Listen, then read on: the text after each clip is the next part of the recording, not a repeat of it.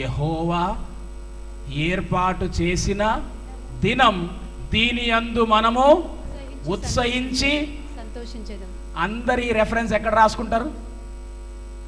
పెళ్లి కార్డులో రాసుకుంటారు కదా.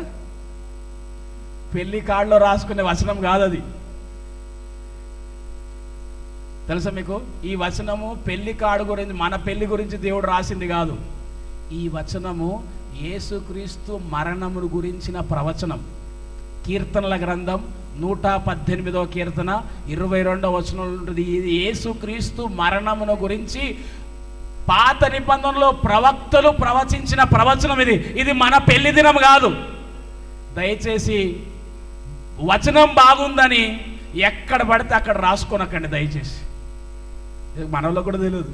చాలామంది ఏం చేస్తారంటే బోధకులు కూడా బాగుంది కదా రాసుకోండి అంట. అది యేసుక్రీస్తు మన శుభ శుక్రవారం జరుపుకుంటాం కదా, శుభ శుక్రవారం గురించి దేవుడు ప్రవచించిన ప్రవచనం అది. అది మరణ దినం. కానీ అది మనుషులందరికీ ఎలాంటి దినం అంట? ఉత్సహించి